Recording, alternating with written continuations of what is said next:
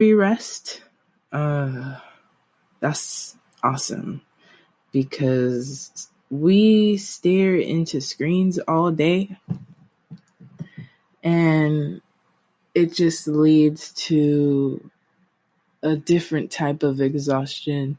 So sometimes when hiatuses happen, you realize, oh, I feel good, because we tend to idle so much on our phones or work so hard on these screens and the lights and all that. It just, sometimes I sit in the dark. That might be weird, but I am weird, so I'm okay with that.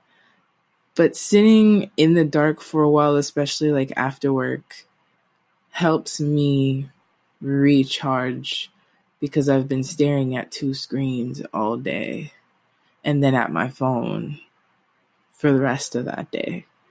So those are the different kinds of rest. I will put this link in the description box. And if you do want to sign up for Shine On, I'll also put my link in the box as well. I don't, it's not like I'm sponsored or anything, but I just think it's really great. It's a moment of mindfulness. Their app has different things for meditating and regrouping or setting the tone for your day. Affirmations help thinking about what kind of energy you want to bring to the day helps create a rhythm for your day. Because sometimes when we're so neutral and we're rushing, it can go any which way. And sometimes when you say, hey, I'm going to have an amazing day, and whatever comes my way, it'll be all right. I'll give myself grace to feel how I feel and do what I got to do. But no matter what, it's going to be dope. And you might surprise yourself. Does it always go perfectly? No, but it might just be better than yesterday. So rest is what I was talking about today, and thank you for listening. I hope you guys take time out to rest and take care of yourselves. And especially during this Virgo season, check your boundaries. As a Virgo, I tend to have like a hero complex. And as soon as someone calls me, I am ready to like swoop in and fix it, and just pause and see if you're getting equal exchanges energetically from people. If you're giving too much to others and not to yourself, try to balance that out. That also helps with the exhaustion that you might be feeling. Thank you again for listening, and I'll be here next time. Thank you. This is a review on the most recent audiobook that I listened to called I'm Telling the Truth, But I'm Lying by Bassi Ipke. And I'm just going to give you a brief read on what the book is about. It is a deeply personal collection of essays exploring Nigerian-American author Bassi Ipke's experiences navigating bipolar II and anxiety through the course of her life. I really had to sit with this one. There were moments that I needed a break from it for my own well-being because it is so raw and so honest, and it feels like you're the voice in her head listening to her own recital of these essays. You become a voyeur into her book, and it took me like 2 weeks to finish listening to it because I didn't want to like start bawling in the middle of work while people are like, what is going on with this girl? But the stories, the fact that she is a spoken word artist and the way she has with the words, like you can feel it, you can see it. Her way of writing is so, wow, it's like mind numbing and blowing at the same time. Because as soon as she goes through and reads one essay, you're like, oh snap. From like the first 5 minutes, I told my best friend, I'm done. I'm caught. I'm sold. I'm going through this whole thing. And it was literally the first 5 minutes. Because it feels like she held nothing back. And to be able to experience someone's rawest, ugliest truth, because it's something that not many people would expose of themselves. And what's interesting is that as honest, and it says it here, as honest as we try to be, each of these stories can also be a lie. We tell ourselves to make sense of who we are. And I had to rewind it a couple of times because there were some just bars, okay? There is a moment where she has a breakup with her cheating boyfriend. Oh, spoiler alert. I'm not going to say too much, but there is like one moment where she's on stage at an open mic, I believe, and her ex-boyfriend comes in with this new girlfriend or lady friend or whatever. And I posted the quote because I felt so seen in a way. And it says, he heckles you, requests his favorite poem, like you are a jukebox and not a person he helped break. Wow.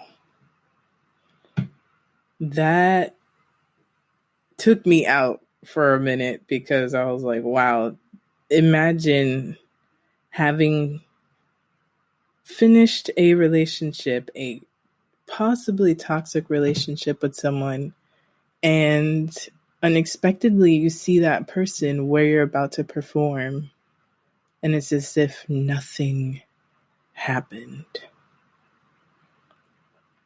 The most important thought that I have about this book is that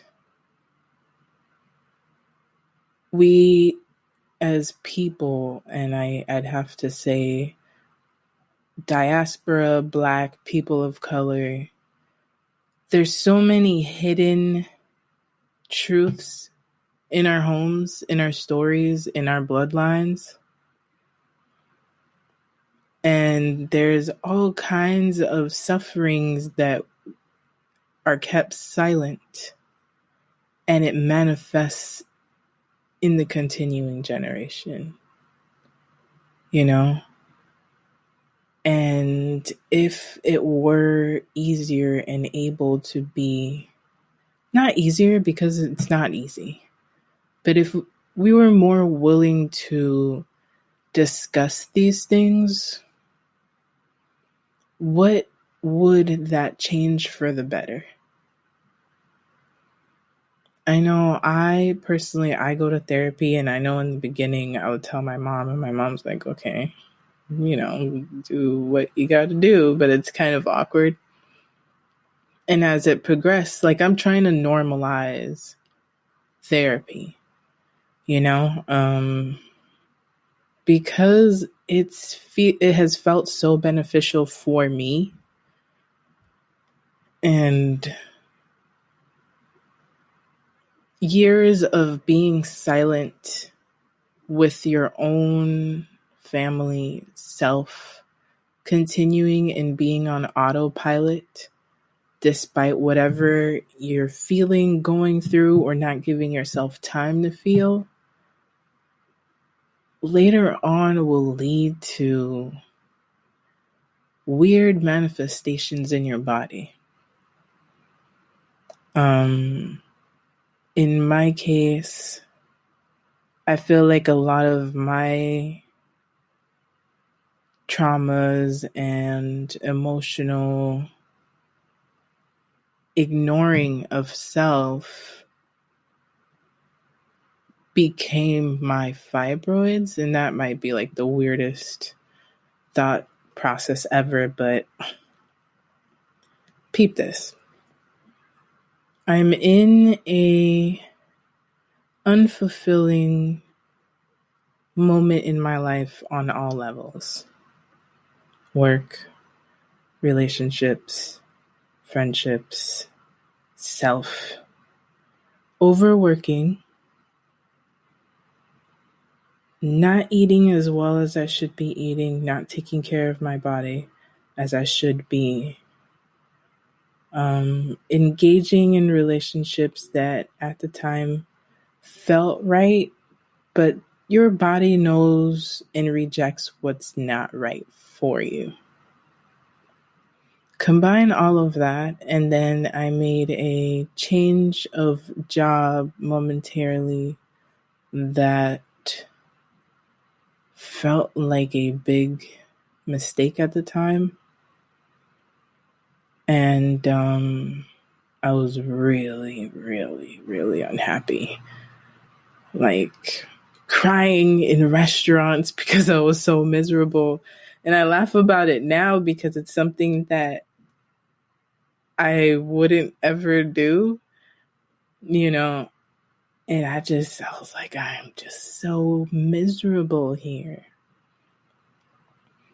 And so within a few months, I went to the doctor and found out I had a fibroid.